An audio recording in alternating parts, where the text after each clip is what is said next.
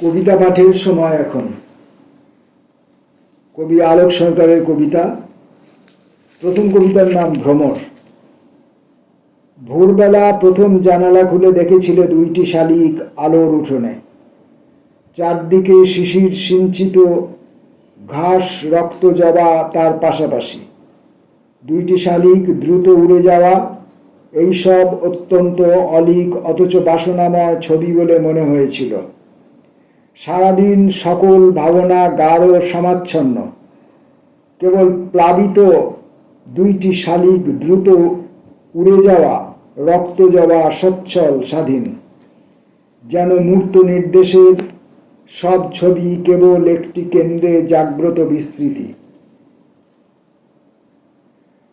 ধ্বনিহীনতায় কাঁপে বসুন্ধরা। অকপট মূর্ত অনুস্মৃতি একটি ধ্যানের মধ্যে অফুরান, রৌদ্রময় অকম্পিত শিখা। সেইখানে বিদ্যুতি বিন্যাসে জাগে অপার্থিব একটি কমল, সকল বিস্তৃতি জুড়ে স্থির নির্নিমেষ। সেইখানে বিদ্যুতি বিন্যাসে জাগে অপার্থিব একটি কমল, সকল বিস্তৃতি জুড়ে স্থির নির্নিমেষ। অথবা তন্ময় যেন অকম্প শ্রাবণ, মেঘময় সান্দ্র কুজ্ঝটিকা। রুদ্ধ প্রান্তরের মুখ চারটি দেয়াল, সংহত উজ্জ্বল দুইটি শালিক, আর চিরদিন রক্তজবা প্রতিষ্ঠ প্রেরণা। এখন গধূলিবেলা তন্দ্রাতুর, সমাপিত রিক্ত বিবেচনা দেখায় আধার হলো অনিমেষ। সব জাগরণ নীলীন বিবশ কোনো প্রান্তরের ফসলবিহীন স্তব্ধতায়। কেবল একটি কালো ভ্রমরের অন্তহীন পাখার গুঞ্জন কাকে বলে? সব স্মৃতি অমোঘ দুহাতে তুলে নির্মম নির্দেশে দেখায় সে কোন দিঘি, বটগাছ, বিশুদ্ধ হাওয়ায় কোন কিশোরের নত হতমান অবজ্ঞাত মলিন সর্বরি গেছে ভেসে।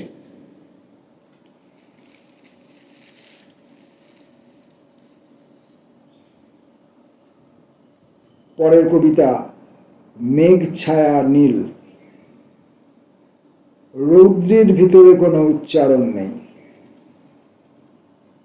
যখন আকাশ বৃষ্টির পরের সুপ্ত শ্যামলিমা, তখন মেদুর আলোয় নিশ্চিত হয় স্বতন্ত্র বিশেষ। রৌদ্রের উদ্ভাস কেবল ধ্বনির মধ্যে ধ্বনি, কেবল স্রোতের ভিতরে অপর স্রোত। রৌদ্র উজ্জ্বল বিধুর এক পরিশ্রম, শুধু ক্লান্তিহীন প্রস্তুত বিস্তার। আমি ভাবি কখনো রৌদ্রের দিকে তাকাবো না। মেঘম্লানতার প্রতিষ্ঠ দুপুর দেখব অমোঘ স্বতন্ত্র জাগরণ, একটি কেন্দ্রের স্থিরতায়, একটি নিশ্চয়ে। কতদিন ছায়াম্লান বনের ভিতর অলৌকিক, কতদিন জ্যোৎস্নার নদীর স্তব্ধ অনাসক্ত মুখ অন্বেষণ নিয়ে এসেছিল। আমি এইসব চিত্তপ্রিয় ভাবি। রৌদ্রের ভিতরে কোনো কেন্দ্র নেই। রৌদ্র ছিন্নমূল দাবি নিয়ে আসে। সাকল্যিক বস্তু দৃশ্য, সাকল্যিক দিন। সব বস্তু সব দৃশ্য কোন রহস্যের অভিসার। মনে হয় গোপনে গোপনে দুঃখ সাজ পড়ে। মেঘ ছায়ালীন প্রতিষ্ঠ দুপুরে সব জানা যায়। প্রতিটি বছর স্বতন্ত্র কেন্দ্রের উজ্জীবন, শিকড় নিবিষ্ট ব্যবহার। আলোক সরকারের পরবর্তী কবিতাটি ঝড়। ঝড় উঠতেই আমি প্রাচীন দেওয়ালে অলীক আলোর দ্যুতি দেখলুম। আমি মুহূর্ত চকিত আর অনন্য উত্তালে নিঃসীম আবেগ। ঝড় যখন বিরত তখন নিস্তব্ধ ঘর। প্রাচীন দেওয়ালে কোনো দ্যুতি নেই, সব স্বাভাবিক, সব প্রথামতো নিমগ্ন। কিন্তু আমি অত্যন্ত বিস্ময়ে নিবিড় জিজ্ঞাসা ভাবি। ঝড়ের ভিতরে আবেগী আমার প্রতি আমার দৃষ্টি প্রতিষ্ঠ প্রত্যয়ে যে অলিক দেখেছিল তাই কি আমার? কিন্তু আমার অত্যন্ত বিস্ময়ে নিবিড় জিজ্ঞাসা ভাবি, ঝড়ের ভিতর আবেগী আমার দৃষ্টি প্রতিষ্ঠ প্রত্যয়ে যে অলিক দেখেছিল তাই কি আমার? এখন ঝড়ের পর স্বচ্ছ তমসার আকাশ অত্যন্ত ম্লান মনে হয়, সবই অর্থহীন। বাগানের গন্ধরাজ স্মিত পারুলের রং, কোথায় আমার জাগ্রত সঠিক দৃষ্টি? সবই অর্থহীন। বাগানের গন্ধরাজ স্মিত পারুলের রং, কোথায় আমার জাগ্রত সঠিক দৃষ্টি? এই অমলিন আকাশে মেঘের কোনো চিহ্ন নেই। নির্মেঘ আকাশে অলস বিস্তৃত স্তব্ধ অসংখ্য তারার সমাহিতি বেদনাবিধুর দেখি। শান্ত অবকাশে অরব আমার ধ্যান গাঢ় হয়। আমি কখন একাগ্র আর সংহত চেতনা। একটি তন্ময় শুধু একটি প্রাণনা, দেখে সব স্তব্ধতার শেষে নদী। বিস্তীর্ণ রাত্রির বুকে নৌকো যায়, নৌকো ফিরে আসে। আধার ঢেউয়ের ভিতরে অসংখ্য তারা নির্নিমেষ। স্তব্ধ দুই তীর দেখায় মাটির বাড়ি, তুলসীতলা। শিশির ঝরার ধ্বনিময়তায় কাঁপে বসুন্ধরা। শুভ্র রহস্যের এই উপলব্ধি, এই জাগরণ, এই কি আমার জাগ্রত সঠিক দৃষ্টি? ঝড়ের ভিতর কোনো অলৌকিক ছিল, এখন চেতনা সব পরিপূর্ণ চেনে। ঝড়ের ভিতরে সেই অলৌকিকতা কি বহিরাগতের নির্দেশনা? দুইটি বাদামি পাতা। পরিবর্তনের রীতি অনিবার্য। আমি আজকাল আর কোনো প্রতিবাদ করি না। কেবল ভোরবেলা শীতল নিস্পৃহ দেখি পূবের আকাশ স্থির অনাসক্ত লাল। বাগানের টগর গাছটা দেখি বিষণ্ণ সজল অজস্র ফুলের নিঃস্ব স্তব্ধতায়। আমি ভোরবেলা উঠে আবার ঘুমের কথা ভাবি, বিকেলবেলার কথা। তবু দুইটি বিমর্ষ পাতা দেখি খুব দ্রুত যায় ছুটে। মনে হয় সূর্য করোজ্জ্বল এক জাগরণ, তাপিত প্রখর নিঃসীম স্রোতের মূর্ত উচ্চারণ। চারিদিকে আলোড়িত কোলাহল, এত কোলাহল আমি ঘুমোতে পারি না। আমি জানালার কাছে যাই, নিষ্পৃহ বিজন বসুন্ধরা ম্লান অবনত দেখি। অসংখ্য ফুলের রাশিকৃত মৃতদেহ বিবর্ণ ঘাসের বুকে। দুইটি বাদামি পাতা শুধু নৃত্যের তরঙ্গভঙ্গ সপ্রতিভ কীর্ণ কলরব। সবগুলি মসৃণ পাখায় রং ক্রমশ ধূসর। যে কোনো উৎসব ক্রম অন্ধকার কিংবা দ্বিতীয় উজ্জ্বল। তবু কোনোখানে দুইটি বাদামি পাতা আকীর্ণ সজ্জিত মৃত্যু, হারানো চিঠির কৌটোর সৌরভ। মনে হয় আদিগন্তকাল, আদি অন্তকাল। অথবা সময় শুধু একটি মুহূর্ত, শুধু প্রতিষ্ঠ সম্মানে সবগুলি পাহাড়ের উপরে আবিষ্ট স্ফূর্ত ঘোষিত মদির। দুইটি বাদামি পাতা, দুইটি বাদামি পাতা, আর সব বিনষ্ট কঙ্কাল। আমরা যখন আলোক সরকারের এই কবিতাগুলি পড়ছি, প্রত্যেকটি কবিতার ক্ষেত্রেই আমি লক্ষ্য করছি আমার এই দেখা বা এই বোঝা, যারা আলোক সরকারের কবিতার উপরে বিদগ্ধ তাদের সঙ্গে নাও মিলতে পারে, কিন্তু আমার উপলব্ধির কথাটুকু আমি বলছি, আমার পাঠ প্রতিক্রিয়ার কথাটুকু আমি বলছি। প্রত্যেকটি কবিতা যখন আমি পড়া শুরু করছি, শুরুর দিকে কবিতার ভাষা সহজ সরল। প্রত্যেকটি কবিতার মধ্যে শুরুর দিকে কবিতার ভাষা সহজ সরল, বাক্য বিন্যাসগুলি সংক্ষিপ্ত, ছোট, স্বয়ংসম্পূর্ণ। কিন্তু কবিতাগুলো যখন শেষের দিকে গড়াচ্ছে, তখন দেখা যাচ্ছে যে কবিতার বাক্য যেমন দীর্ঘ হয়ে যাচ্ছে, জটিল হয়ে উঠছে, কবিতার ভাষাও তেমনি আর সহজ সরল থাকছে না, অনেকটাই তৎসম তদ্ভব বিশুদ্ধ শব্দের সমাবেশে আকীর্ণ হয়ে উঠছে। প্রত্যেকটা কবিতার ক্ষেত্রেই আমি এইটুকু লক্ষ্য করছি, যে কোনো কবিতা ধরে যদি আমি এটা বোঝার চেষ্টা করি তাহলে দেখতে পাবো। যেমন ঝড় কবিতাটি ধরুন, ঝড় উঠতেই আমি প্রাচীন দেয়ালে আলোক দ্যুতির অলিক আলোর দ্যুতি দেখলুম।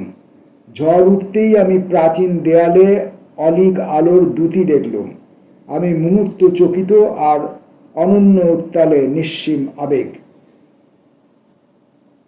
আবার এই কবিতার শেষের দিকে যদি আসি, তখন দেখব এই উপলব্ধি, এই জাগরণ, এই কি আমার জাগ্রত সঠিক দৃষ্টি।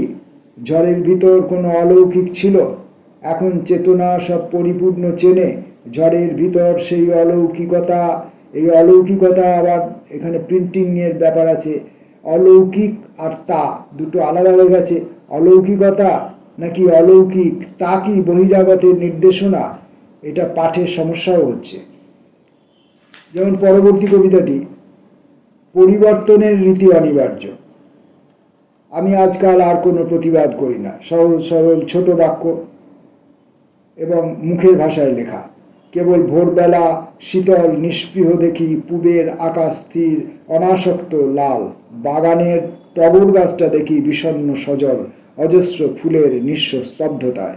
এখানে কিন্তু যখন শেষের দিকে যাই, মনে হয় আদিগন্তকাল অথবা সময় শুধু একটি মুহূর্ত, শুধু প্রতিষ্ঠ সম্মানে সবগুলি পাহাড়ের উপরে আবিষ্ট স্ফূর্ত ঘোষিত মদির। দুইটি বাদামি পাতা, দুইটি বাদামি পাতা, আর সব বিনষ্ট কঙ্কাল।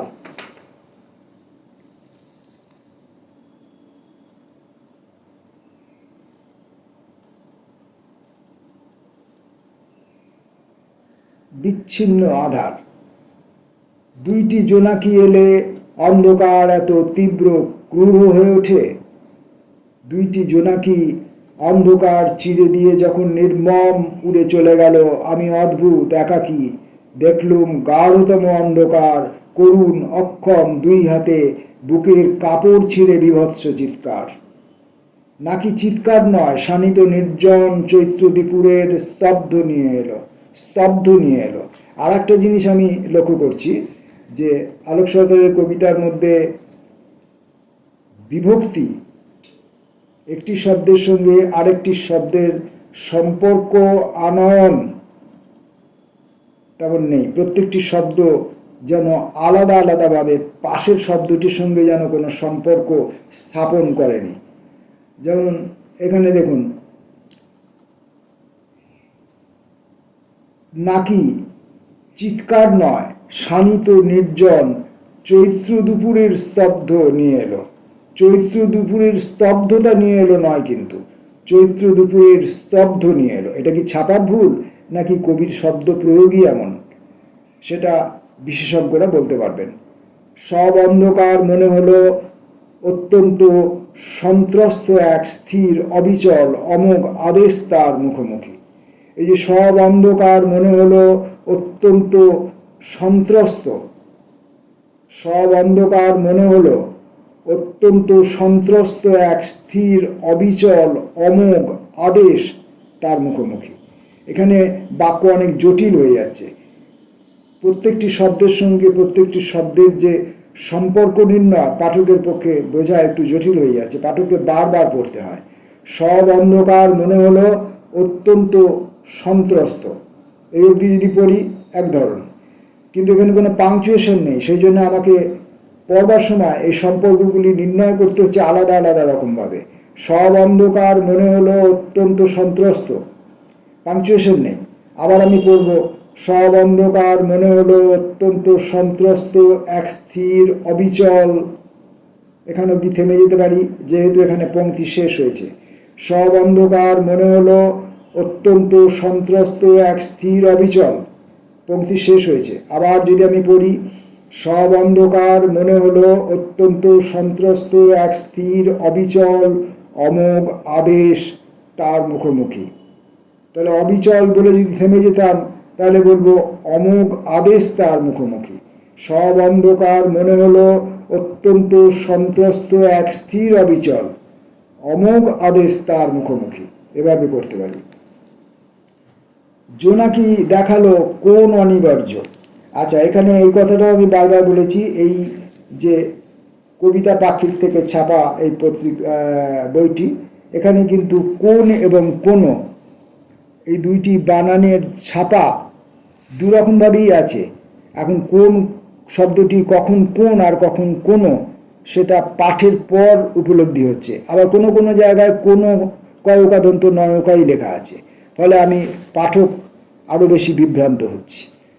জোনাকি দেখালো কোন অনিবার্য, কোন অনিবার্য তাকে নয়, কোন অনিবার্য ঘটনাকে নয়। জোনাকি দেখালো কোন অনিবার্য। আমি সারা পথ ভাবি, চারিদিকে বিস্তীর্ণ প্রান্তর আর অমাবস্যা একাগ্র নিশ্চল। কোনো ছবি নেই, কোনো প্রস্তাবিত দাবি, শুধু দূর গগনে গগনে মগ্ন ধ্বনিময়তার বিশ্রামে নিষ্পন্দ কোন নিবিড়তা। এখানে প্রথমে কোনো ছবি নেই, কোনো প্রস্তাবিত দাবি, কয়কাদন্ত নয় আছে দুক্ষেত্রেই। কোনো ছবি নেই, কোনো প্রস্তাবিত দাবি, শুধু দূর গগনে গগনে মগ্ন ধ্বনিময়তার বিশ্রামে নিষ্পন্দ, নন্দিত নয়, মাফ করবেন, বিশ্রামে নিষ্পন্দ কোন নিবিড়তা। কিন্তু আমার মনে হয় আমি যদি এখানে কোনো পড়ি তাহলে আমার এই কবিতার লাইনটিকে ধরতে, ছুঁতে, বুঝতে অনেক বেশি সহজ হব। কোনো ছবি নেই, কোনো প্রস্তাবিত দাবি, শুধু দূর গগনে গগনে মগ্ন ধ্বনিময়তার বিশ্রামে নিষ্পন্দ কোনো নিবিড়তা। এবার কিন্তু আমার বুঝতে অনেকটা সুবিধে হচ্ছে। কবিতার লাইনটিকে আমি খানিকটা স্পর্শ করতে পারছি, কবিতার লাইনটিও যেন আমাকে আপন করে নিতে পারছে। কিন্তু এখানে বানান আছে কয়কা দন্তন্য কোন। আবার পড়ি, কোনো ছবি নেই, কোনো প্রস্তাবিত দাবি, শুধু দূর গগনে গগনে মগ্ন ধ্বনিময়তার বিশ্রামে নিষ্পন্দ কোন নিবিড়তা। পূর্ণচ্ছেদ। কিন্তু আমি যদি এই কয়কা দন্তন্য না পড়ে কয়কা দন্তন্বয় ওকা পড়ি তাহলে আবার কেমন হচ্ছে? কোনো ছবি নেই, কোনো প্রস্তাবিত দাবি, শুধু দূর গগনে গগনে মগ্ন ধ্বনিময়তার বিশ্রামে নিষ্পন্দ কোনো নিবিড়তা। যদি আলো জ্বলে আমি ভাবি, বাগানের সমস্ত বিশ্রাম মুছে যদি অতর্কিত আলো জ্বলে কোনো অনিবার্য মুখ দেখা যাবে। আবার এখানে কয়কা দন্তন্য কোনো নেই, কিন্তু আমি পড়লাম কোনো। আমার কবিতা পাঠের ধারাবাহিকতাকে অক্ষুণ্ণ রাখার জন্য, পড়ার স্বাভাবিকতাকে অক্ষুণ্ণ রাখার জন্য আমি কোনো হিসাবে পড়লাম। যদি আলো জ্বলে আমি ভাবি, বাগানের সমস্ত বিশ্রাম মুছে যদি অতর্কিত আলো জ্বলে কোনো অনিবার্য মুখ দেখা যাবে। অথবা যদি আবার প্রশ্ন করি তাহলে হবে, যদি আলো জ্বলে আমি ভাবি, বাগানের সমস্ত বিশ্রাম মুছে যদি অতর্কিত আলো জ্বলে কোন অনিবার্য মুখ দেখা যাবে। কিন্তু আছে বিস্ময়সূচক চিহ্ন, জিজ্ঞাসা নেই। সকল ফুলের ভয়ার্ত দৃষ্টির সামনে তবে কোন অমোঘ আদেশ। এখানে আবার কোন দিতে হবে, কিন্তু পূর্ণচ্ছেদ। কোনো নেই, কিন্তু কোন। বিবশ নির্জন পথ হেঁটে যাই, সব অন্ধকার অন্তরালে গোপন রেখেছে রক্ত বিচ্যুতি শাসন। সব অন্ধকার অন্তরালে, এখানে অন্তরালে বিভক্তি ব্যবহার করছেন, খুব কম জায়গায় তিনি বিভক্তি ব্যবহার করছেন। সব অন্ধকার অন্তরালে গোপন রেখেছে রক্ত বিচ্যুতি শাসন। এবার রক্ত বিচ্যুতি শাসন তিনটি শব্দ আলাদা আলাদা আছে, এদের মধ্যে কোনো ইন্টারলিঙ্কও নেই, অর্থাৎ এদের মধ্যে কোনো হাইফেন দিয়ে এগুলিকে সংযুক্তি সাধন করা হয়নি বা এক মাত্রার মধ্যে লেখা হয়নি। সব অন্ধকার অন্তরালে গোপন রেখেছে রক্ত বিচ্যুতি শাসন। আমার সহজ কোন অন্ধকার, রজনীগন্ধার নিমগ্ন বিশ্রাম কোন অন্ধকার। আমি চতুর্দিকে শুনি অন্ধকার বাগান রচনা করছে বিশ্রামের অলক্ষ্য বিজন পরিশ্রমে, সব অন্ধকার এক নিরুদ্বেগ নীলিম সংসার রচনা করছে। আমার সহজ এক গোপন মলিন পরিশ্রমে বাগান রচনা করছে। সব অন্ধকার আলো ভয় করে, সেই অন্তরাল ভয় করে। অন্তরাল করুণ আড়াল করে সব অন্ধকার বাগান রচনা করছে। অন্তরাল করুণ আড়াল করে, করুণ আড়াল করে, অন্তরাল করুণ আড়াল করে সব অন্ধকার বাগান রচনা করছে। কিন্তু সেই দুইটি জোনাকির স্থির আবির্ভাব প্রস্তুত সজ্জার। আমরা আলোক সরকারের কবিতাগুলো পড়বার বা ছোঁবার বা বুঝবার বা উচ্চারণ করবার চেষ্টা করলাম। হয়তো এই চেষ্টায় আমি অকৃতকার্য হয়ে থাকছি বারবার, হয়ে উঠছি বারবার, কিন্তু আমি কখনো না কখনো কোনো এক সময় আলোক সরকারের কবিতার আলোয়